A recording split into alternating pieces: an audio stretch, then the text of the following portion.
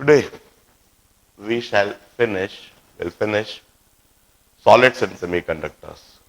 मैंने ट्रांजिस्टर्स में आपको ट्रांजिस्टर के दो कांस्टेंट पैरामीटर अल्फा और बीटा डिफाइन करवा दिए थे, उनके लिए एक्सप्रेशन लिखवा दिए थे और किसी भी ट्रांजिस्टर के लिए अल्फा और बीटा में एक रिलेशनशिप लिखवा दिया था।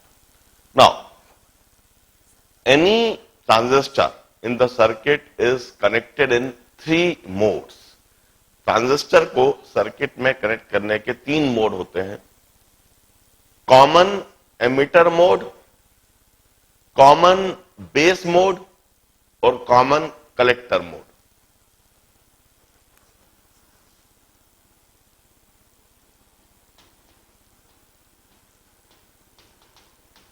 Transistor connection in the circuit.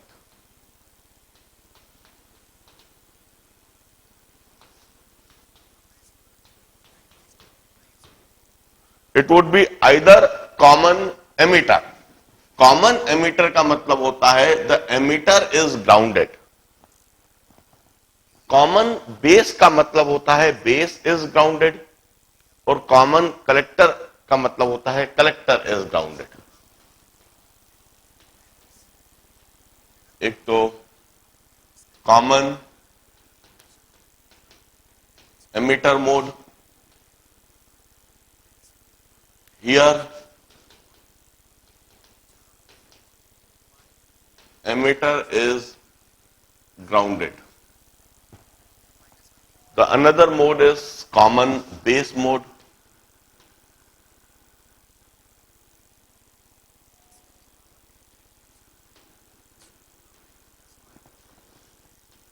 In this case, the base is grounded and the third one is common collector mode. And in this case,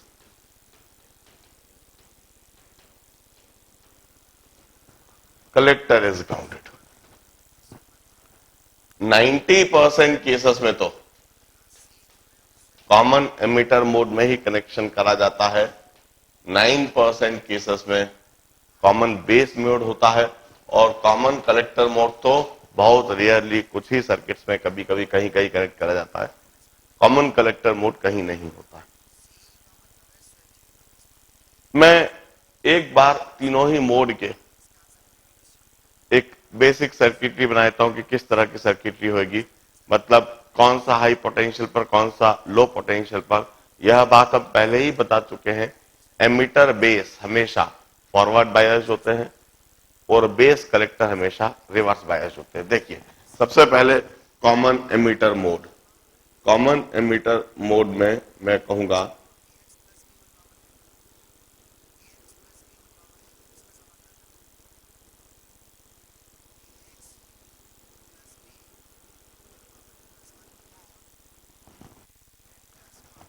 यह ट्रांजिस्टर के लिए यह एमिटर, इस एमिटर को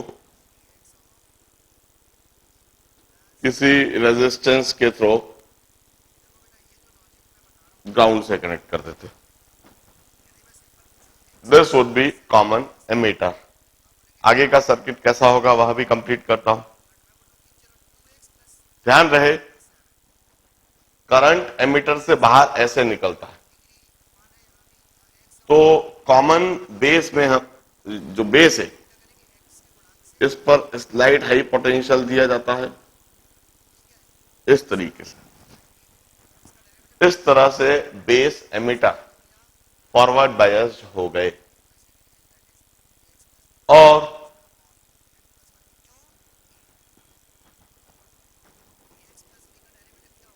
इधर high reverse biasing.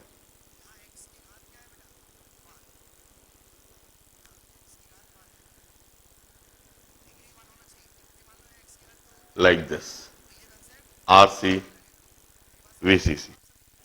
This is V.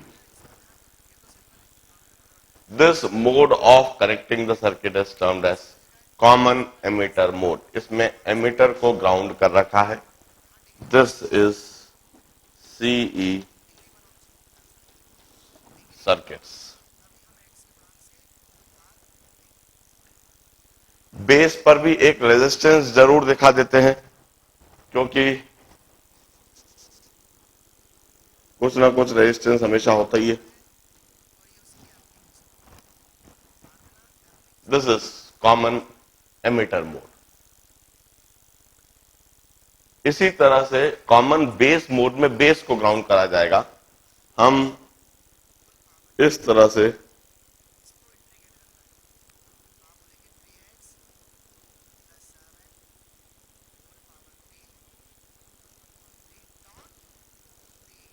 Transistor को रखते हैं।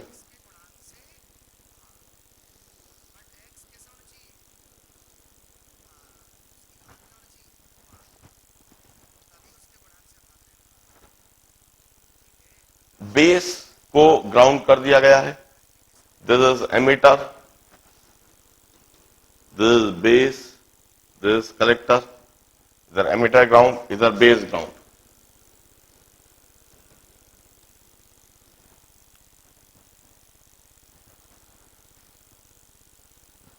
जैसा मैंने बताया है, करंट हमेशा एमिटर के बाहर निकलता है। उसी को देखकर हम बैटरी की पोलैरिटी लगा देंगे इस जगह पर।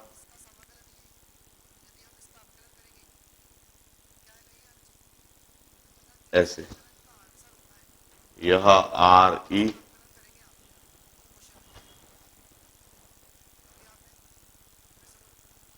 और बेस कलेक्टर को हेवीली रिवर्स बायस होना चाहिए, इस तरह से।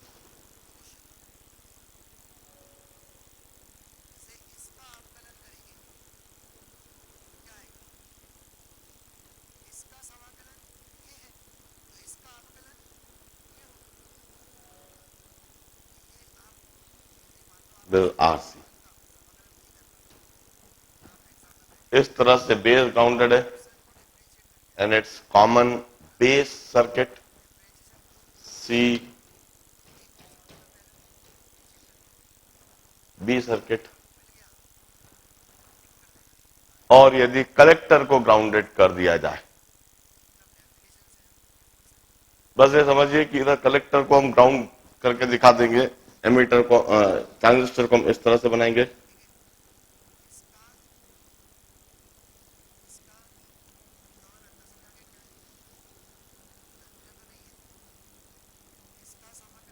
This emitter, this collector, this base।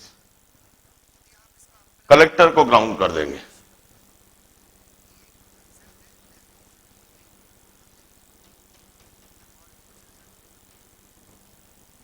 Now this would be common collector circuit. तीनों सर्किट की कैरेक्टरिस्टिक्स अलग अलग होती हैं, डिटेल कहानी जाने की बहुत ज्यादा आवश्यकता नहीं है। सिर्फ टर्म हम समझ रहे हैं कि कॉमन एमीटर का मतलब क्या है, कॉमन बेस का मतलब क्या है और कॉमन कलेक्टर का मतलब क्या है। अब बेस एमीटर फॉरवर्ड बायस्ड होते हैं,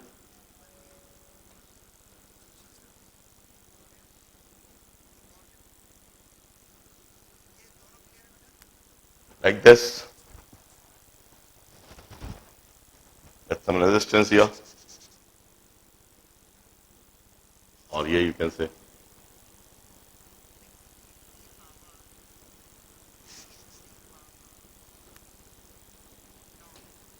RB, RE,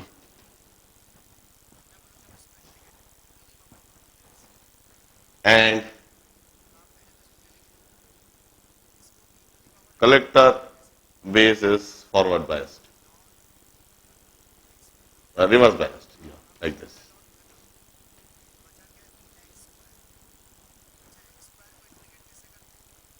This is common collector mode of circuit।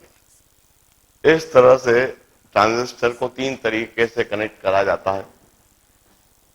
दो एप्लीकेशन हमारे सिलेबस में है, एक तो कॉमन एमिटर एम्पलीफायर और कॉमन एमिटर ऑसिलेटर। इन दोनों के सर्किट में ड्रॉ करता हूं और इन दोनों के लिए जो फाइनल रिजल्ट, फाइनल एक्सप्रेशन है वह लिखता हूं, कॉमन एमिटर एम्पलीफायर और common emitter oscillator. Competitive examination के लिए हमें सिर्फ फाइनल एक्सप्रेशन को रट के रखना है, मेमोराइज करके रखना है। यदि प्रॉब्लम पूछा जाए तो सीधा सीधा एक्सप्रेशन लगाओ, आंसर डिटरमाइन करो और मार्क करो। The next article is common emitter amplifier.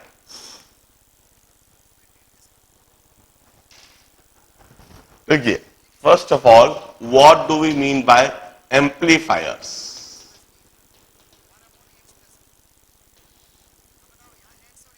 Amplifiers होते क्या है? जैसे if I am addressing a lot of 1000 peoples, मैं यदि एक साथ 1000 लोगों को एड्रेस करना चाहता हूं, here in this application I would need amplifier, क्योंकि मैं जो बोल रहा हूं, बोलते समय जो मैंने साउंड वेव जनरेट करी है, इस साउंड वेव का एम्पलीट्यूड कम है, इस साउंड वेव की इंटेंसिटी कम है।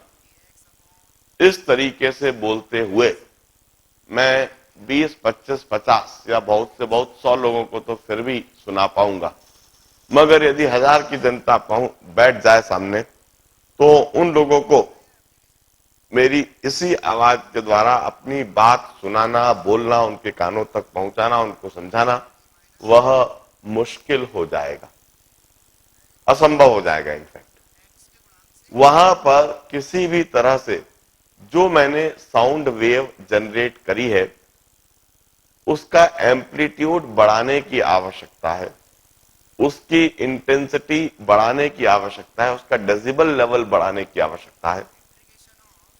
और यदि उसका डेसिबल लेवल बढ़ गया तो वो 1000 लोगों तक सुनाई देगी। And this can be done only by amplifiers.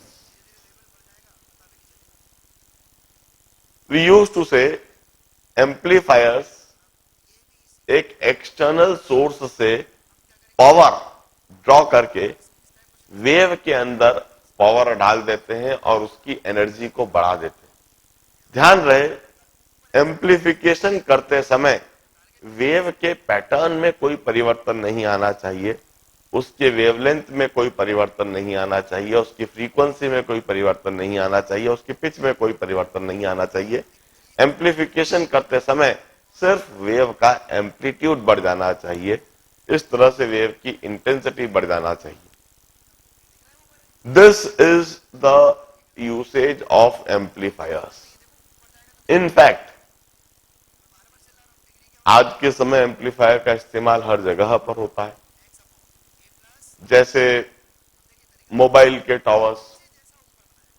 हम जो भी बातचीत करते हैं, हम ओरिजिनली साउंड सिग्नल जनरेट करते हैं। साउंड सिग्नल हमारे मोबाइल के अंदर एक ट्रांसड्यूसर होता है, ट्रांसड्यूसर जो सिग्नल को कन्वर्ट कर देते हैं। हम कहते हैं किसी भी तरह की एनर्जी को किसी भी फॉर्म में कन्वर्ट करा जा सकता है। साउंड को इलेक्ट्रिसिटी में कन्वर्ट करा जा सकता है।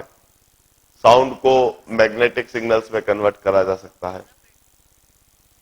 इलेक्ट्रिसिटी को इलेक्ट्रोमैग्नेटिक सिग्नल्स में कन्वर्ट करा जा सकता है। लाइट को भी इलेक्ट्रिसिटी और मैग्नेटिक सिग्नल्स में कन्वर्ट करा जा सकता है। तो इसे हम सिग्नल प्रोसेसिंग कहते हैं, signal processing, converting one signal into another signal. जैसे अभी हम जो बैठे हैं, आप सुन रहे हो, मैं दो तरह के सिग्नल्स एमिट कर रहा हूं, एक तो साउंड सिग्नल और एक लाइट सिग्नल्स।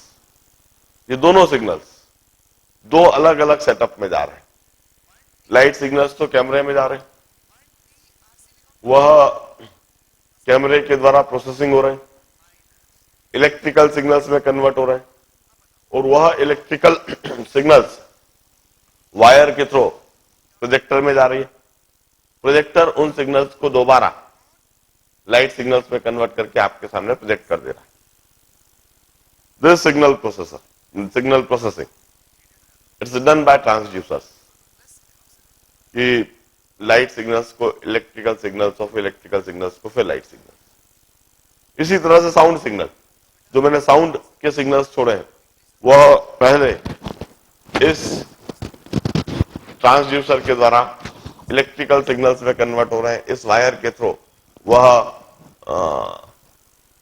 इस तरह के एक डिवाइस में जा रहा है, रेडियो फ्रीक्वेंसी डिवाइस है। इस रेडियो फ्रीक्वेंसी डिवाइस के अंदर वह इलेक्ट्रिकल सिग्नल इलेक्ट्रोमैग्नेटिक सिग्नल में कन्वर्ट हो रहा है और वह इलेक्ट्रोमैग्नेटिक सिग्नल साइड में रिसीवर रखा है और वह इलेक्ट्रोमैग्नेटिक सिग्नल उस रिसीवर के द्वारा रिसीव हो रहा है। यह सिग्नल इलेक्ट्रोमैग्नेटिक सिग्नल बिल्कुल वैसे ही इधर से एमिट हो रहा है और रिसीवर से बिल्कुल वैसे ही रिसीव हो रहा है जैसे मोबाइल से सिग्नल रिसीव होते हैं। और वह जो छोटा सा एक एंटीना है वो उन इलेक्ट्रोमैग्नेटिक सिग्नल्स को रिसीव करके दोबारा इलेक्ट्रिकल सिग्नल्स में कन्वर्ट कर दे रहा है। फिर एक एम्पलीफायर रखा हुआ है। उस एम्पलीफायर का काम है कि वह जो साउंड सिग्नल रिसीव हुए हैं उनकी एम्पलीट्यूड बढ़ा दी जाए, उनकी इंटेंसिटी बढ़ा दी जाए, उनका डेसिबल लेवल बढ़ा दिया जाए। वो उसको एम्पलीफाई कर दे रहा है। उसे एम्पलीफाई करने के बाद यह सिग्नल ट्रेवल कर रहे हैं वायर के थ्रू स्पीकर तक। स्पीकर में दोबारा हम अच्छी तरह जानते हैं स्पीकर के अंदर एक मैग्नेट होती है, एक डायफ्राम होता है।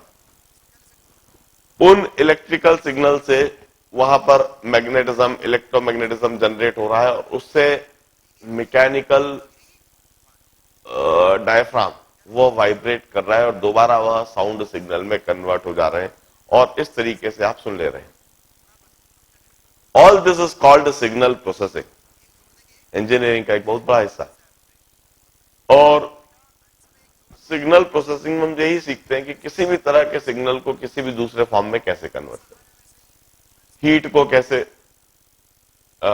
इलेक्ट्रिसिटी में कन्वर्ट कर दें, लाइट को कैसे इलेक्ट्रिसिटी में कन्वर्ट कर दें, साउंड को कैसे इलेक्ट्रिसिटी में कन्वर्ट कर दें और इलेक्ट्रिसिटी में कन्वर्ट करने के बाद फिर किस तरह से उसको इलेक्ट्रोमैग्नेटिक सिग्नल्स में कन्वर्ट कर दें। इलेक्ट्रोमैग्नेटिक सिग्नल्स में कन्वर्ट कर दिया तो दूर दूर तक भेजा जा सकता है। ट्रांसमिशन के लिए इलेक्ट्रोमैग्नेटिक सिग्नल्स बनना जरूरी है। अब इनमें एम्पलीफायर का क्या रोल होता है? The role of amplifier is to amplify the signal. जैसे if this is an amplifier,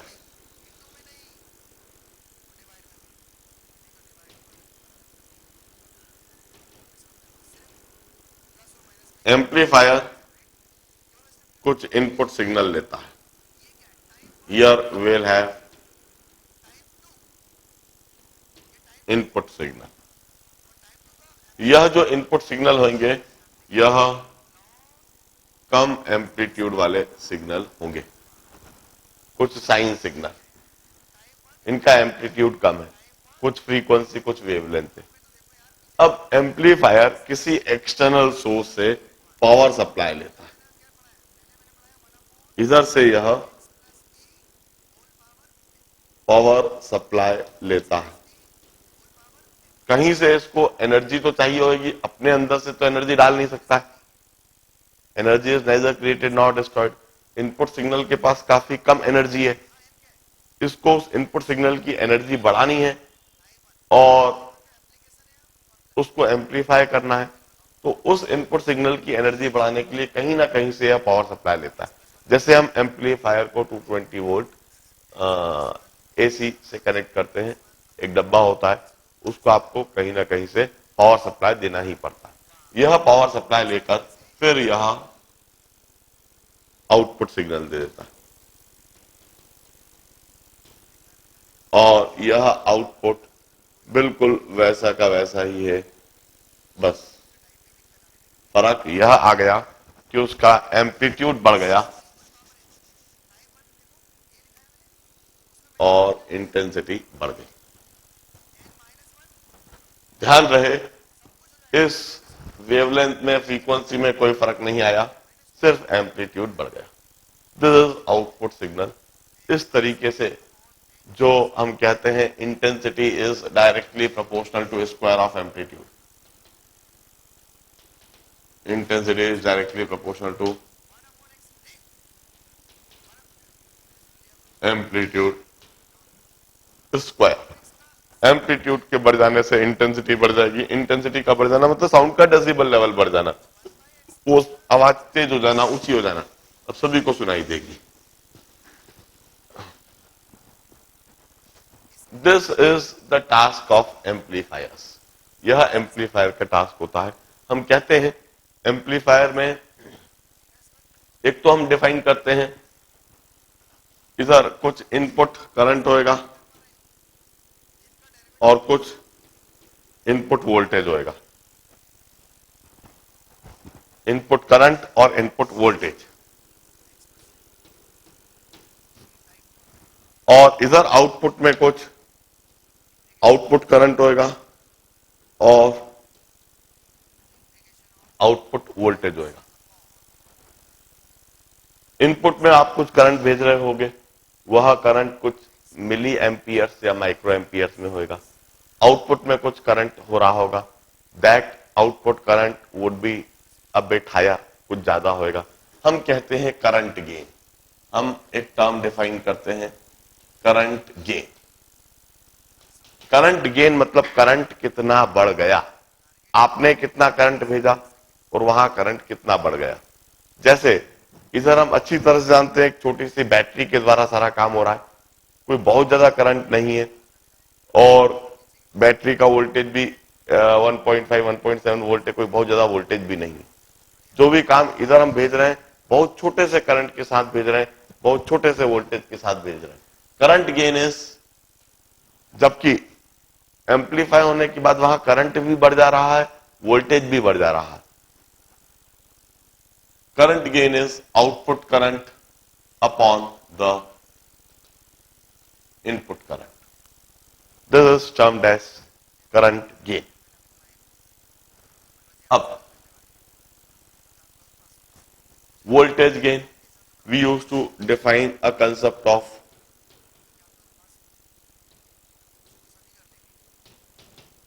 voltage gain. Input voltage काफी कम होता है और आउटपुट में काफी ज्यादा वोल्टेज दिखने लगता है. Voltage gain is output voltage upon input voltage. इसके साथ ही हम एक और टर्म कंसेप्चुलाइज करते हैं power gain. Power, how do we define power? Power हम कैसे डिफाइन करते हैं? इलेक्ट्रिकल सर्किट्स में पावर डिफाइन करा जाता है as current into voltage. Current into voltage is power. This is the definition of power. We have got some input power. हम input में कुछ पावर डाल रहे हैं और आउटपुट में हमें काफी अधिक पावर दिखने लगता है.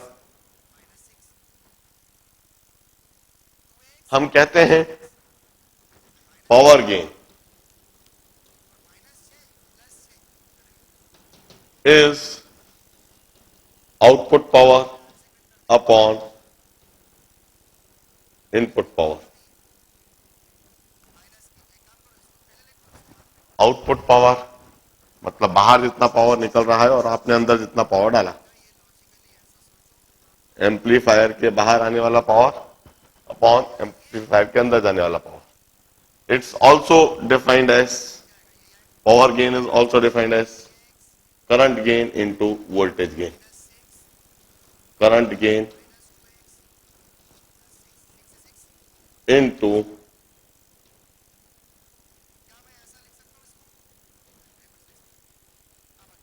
voltage gain is power gain. It's output voltage upon input voltage into output current into input current.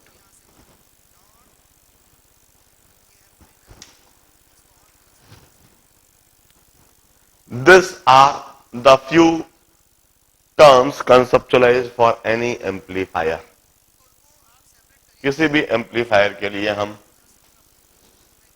Current gain define करेंगे और कंसेप्चुलाइज करेंगे, वोल्टेज गेन और पावर गेन।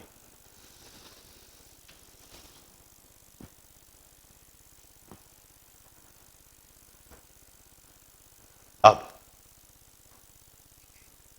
मैं सीई एम्पलीफायर सर्किट ड्रॉ करता हूं, उसको कंसेप्चुलाइज करता हूं।